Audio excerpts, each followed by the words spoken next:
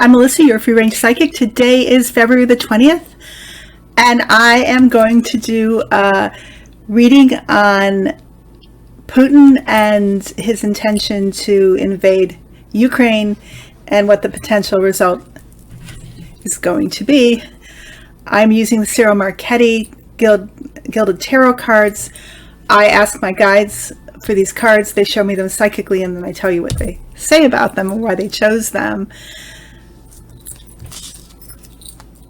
Okay, so the card that represents Putin in this case is the Emperor reversed. My guides say that this is Putin in his Napoleon Bonaparte, Caesar, Hitler mode. He wants to conquer the world, and he's been working towards this for a long, long time and investing a lot of energy on how to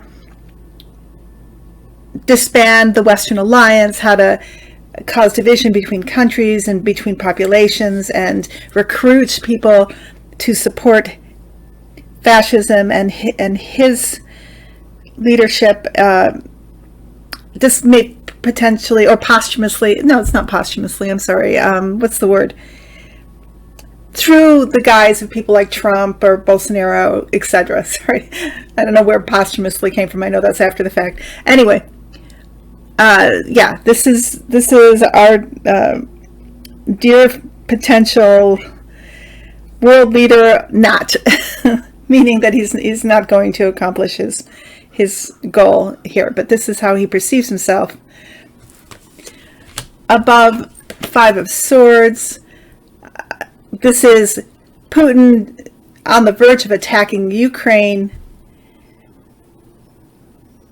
and the result being suffering and subjugation if he succeeds. That this is his intent.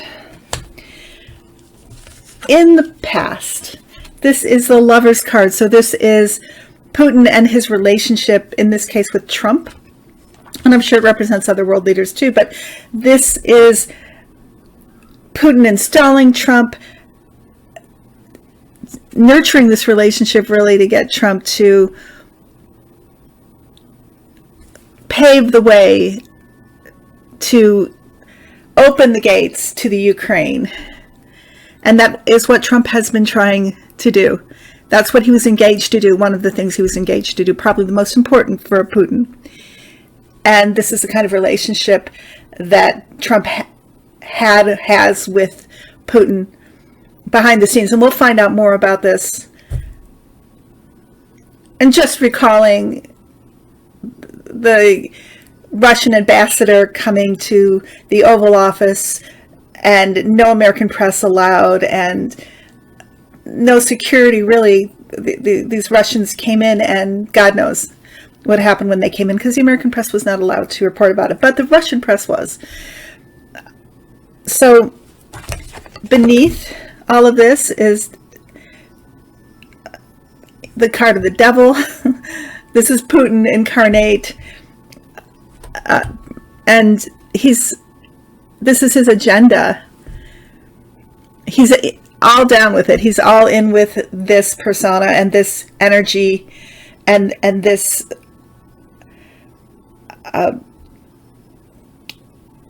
not I wanted to say spiritual or religious belief, but I guess it's a spiritual in the negative sense.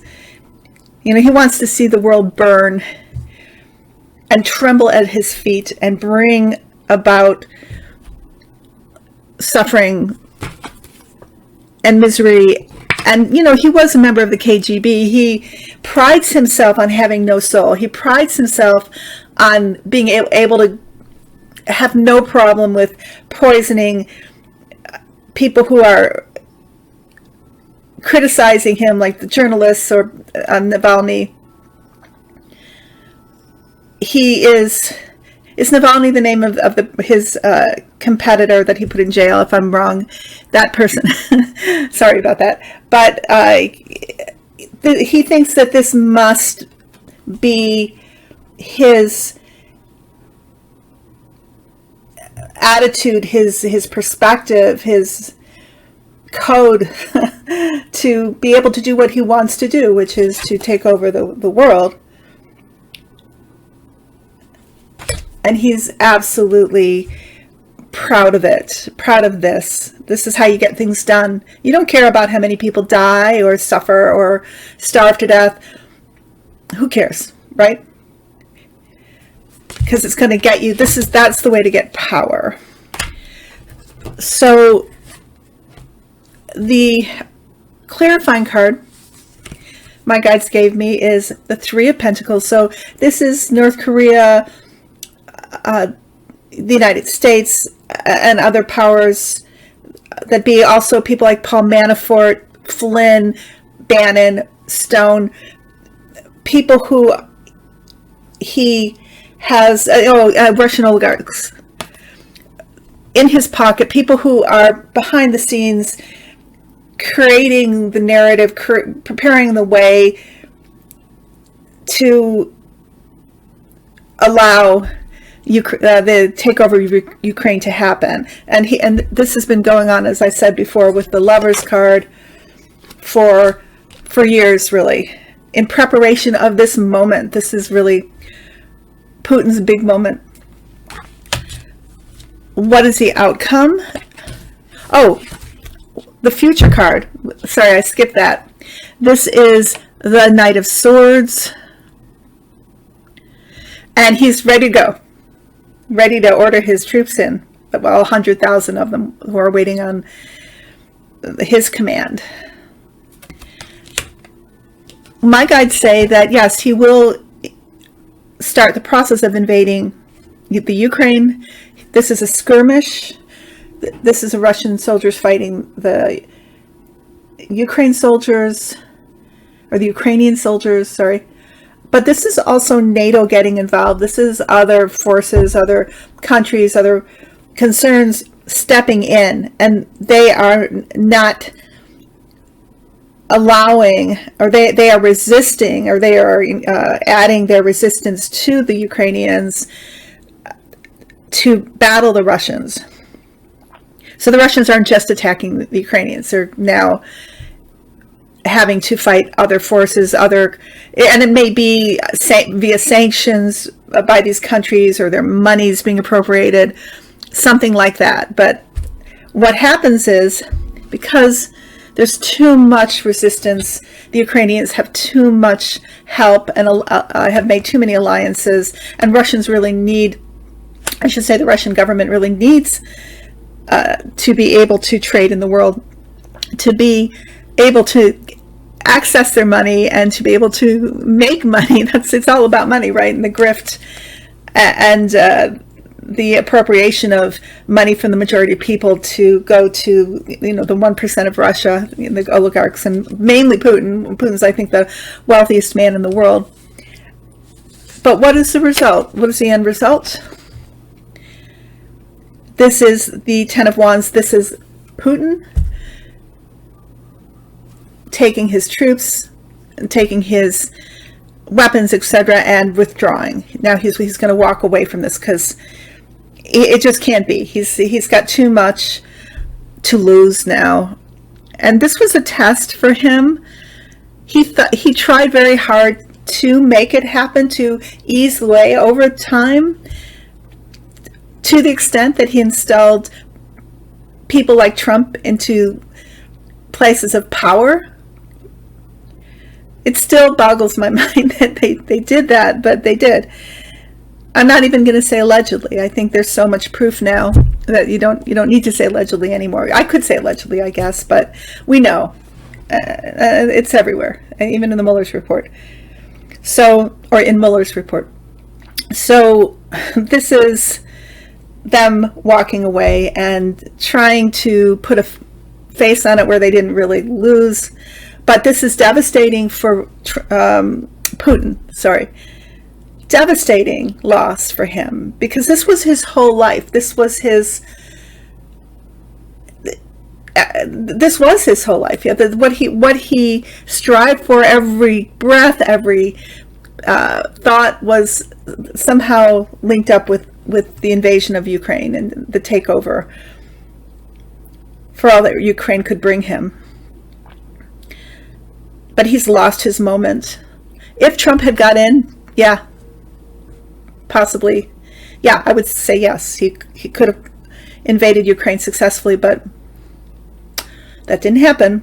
So he walks away. It's interesting. I recently heard something, I don't know if it's true or not, but it was on a liberal talk show, and somebody called in and said, I have sources from Russia and high up in Russia, and apparently, and this is just what he said. I could ask my guides, but I'm gonna just tell you what he said. I did ask my guides and they kind of concurred, but he said what they're saying over there, and even in the Kremlin, is that Putin has gone mad.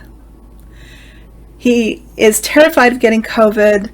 He hasn't really come out publicly very much. He's really kind of in his bunker to protect himself against COVID. And even his generals and his leaders are worried about him and worried about the situation because they don't like this decision. They think it's a big folly for him. And when I've read on Putin, you can go back and look at the videos I've done, and I'll do another one, specifically on him regarding his mental state and health. This was really more about his intention regarding Ukraine. But I have seen him being very unstable, losing power, also illness, not being well, and that his power is waning. So this kind of is similar to what I've seen before. We're just seeing various stages of it. So we'll see what happens. Thank God that Biden is our president, and that he's amazing. I think he's an amazing leader. Russia doesn't know what's in store for them because Joe Biden, he's going to figure it out. He's going to be on top of it and use the power of our country and our influence to shut that down. And he's not afraid to do it. He's not afraid of criticism, which is wonderful. He's a humble man, but he's not. If he takes a stand, like in Afghanistan, he's going to do it, and he's reasoned it out. He has. You could see that he was up against Stephen Miller and Trump, putting so many obstacles in the way, kind of putting him in it, and then he took the fallout, which I think was really unfair. But he's a great leader. He's a great soldier. He's a great general. He's our leader in chief, and I have trust and faith in the outcome because of that. Okay, so I am going to give us our oracle card, and this is from Sufi Wisdom Oracle by Rasuli. Deal with the unexpected. Treat the unforeseen as a divine offering.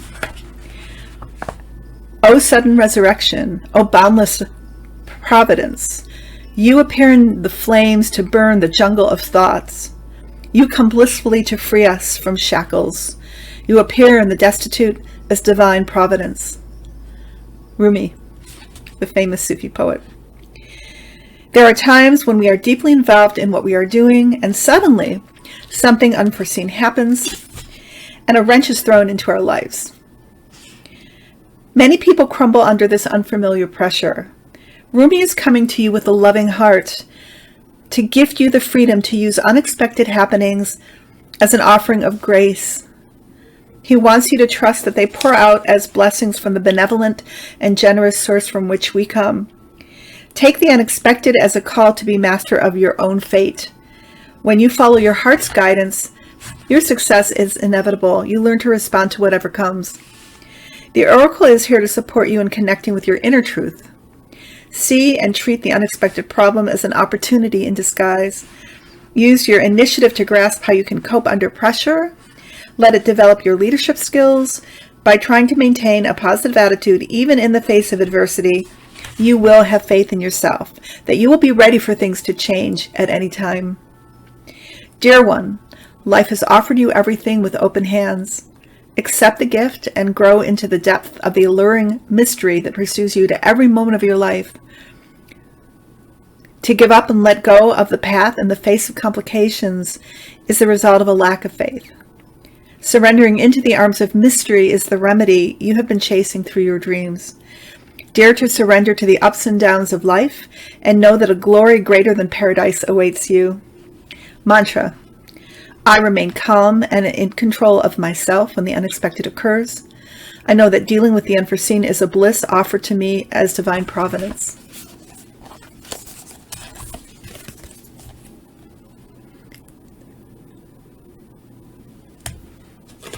Deal with the unexpected. At this point, I remind people I am available for personal readings. I read anything in past lives, anything in the present life, including past, present, and future. I am a medium, and I love to introduce you to your guardian angels. My information is below in the description box and at the end of the musical interlude, which is coming up. So please take care. My love to you all. And I will be with you again next week